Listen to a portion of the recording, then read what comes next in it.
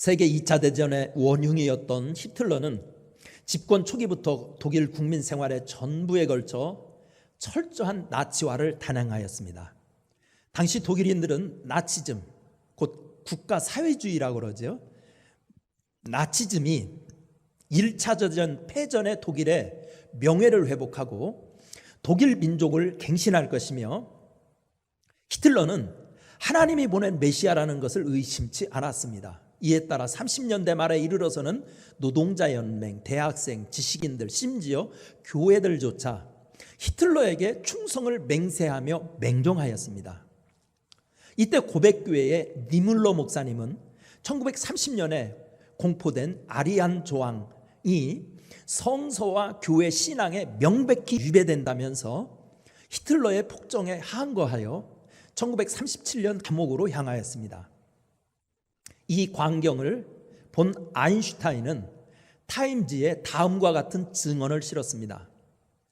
나는 자유를 사랑하는 자로서 독일 나치 혁명이 일어날 때 대학이 자유를 옹호해 주기를 기대했다. 그러나 독일의 대학은 히틀러의 채찍 앞에 침묵해버렸다.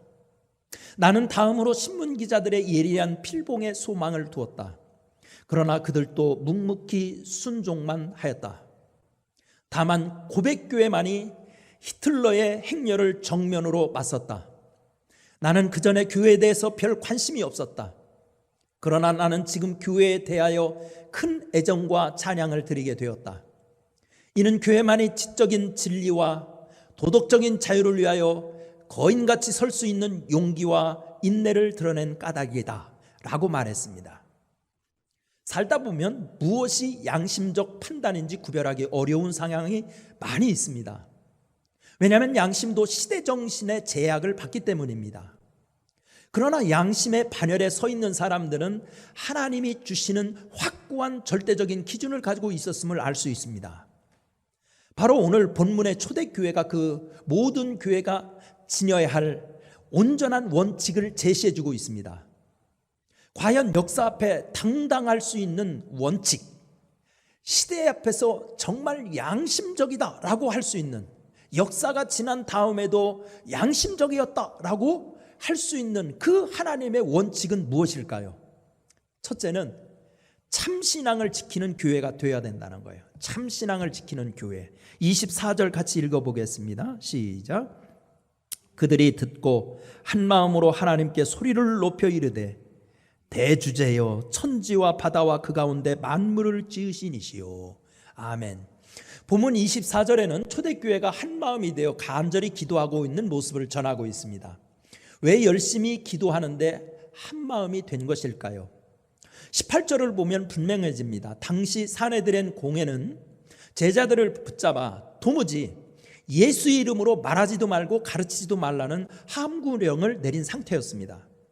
이런 배경에서 하나님께 부르짖는 기도의 내용이 24절부터 26절에 나와 있습니다. 여기에 나타난 기도의 내용은 두 가지입니다. 첫째는 세상 만물을 지으신 하나님의 주권에 도전하는 것은 용납할 수 없다. 둘째는 구세주이신 예수 그리스도를 대적하는 것은 용납할 수 없다. 이것입니다. 결국 초대교회가 한 마음이 되어서 울부짖는 기도의 내용은 세상이 아무리 핍박하고 조롱하여도 지킬 신앙이 있다는 것입니다. 교회는 무엇입니까? 다양한 정의가 있지만 하나님의 주권과 예수 그리스도의 주대심을 순수하게 지키는 사명 공동체라는 것입니다.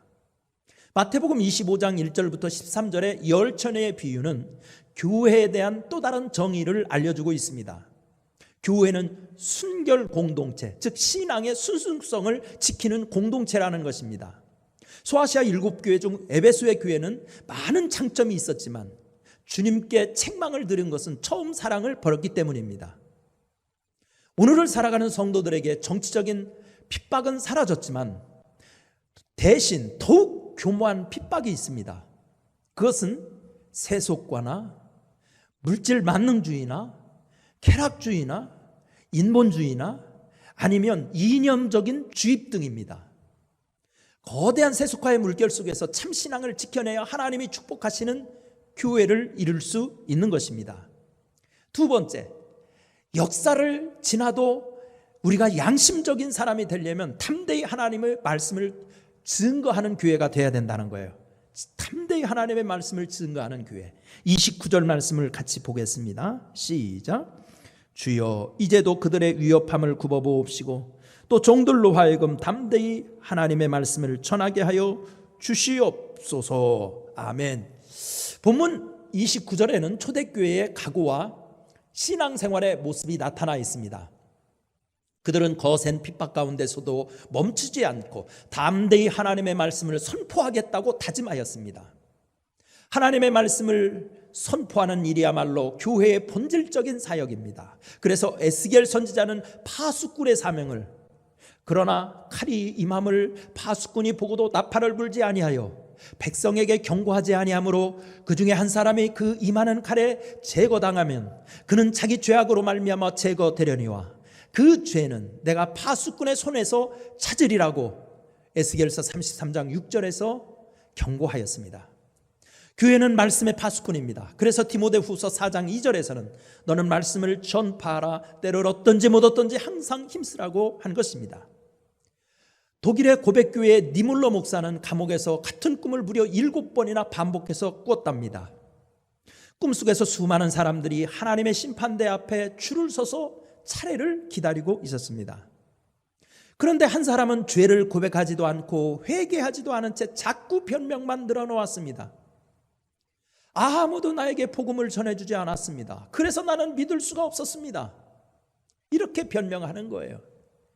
니물러 목사는 그 목소리를 듣고 깜짝 놀랐습니다. 귀에 익은 음성이었기 때문입니다. 그 목소리의 주인공이 누구인지 궁금해서 자세히 쳐다보니까 바로 아돌프 히틀러였습니다. 그때 하나님의 음성이 들려왔습니다. 니물러 목사야, 너는 목사로서 히틀러를 미워하고 항거했을 뿐 한 번이라도 그를 위해서 진심으로 기도하거나 그에게 전도한 적이 있느냐? 내가 히틀러에게 전도했더라면 그가 무서운 폭군이 되어 전쟁을 일으키지 않았을 것 아니냐? 라는 질책하는 음성이 들렸다는 것입니다. 그 음성을 듣고 나서 그는 이렇게 고백했습니다. 그렇다. 전쟁의 책임은 히틀러에게만 있는 것이 아니고 그를 위해 진심으로 기도하지 않고 그에게 복음을 전하지 않은 나에게 더 큰 책임이 있구나.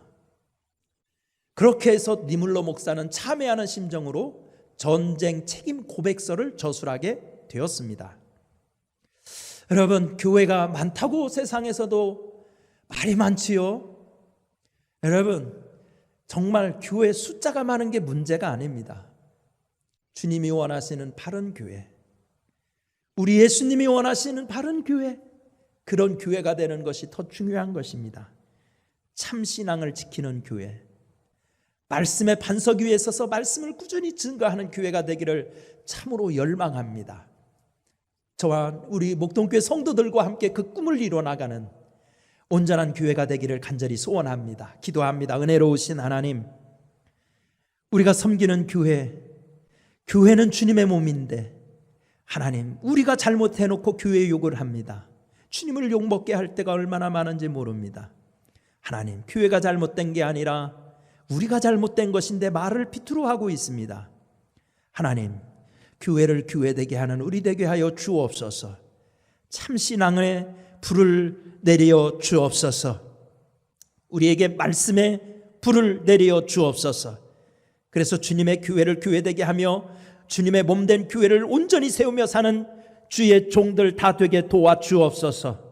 예수님의 이름으로 기도드리옵나이다. 아멘.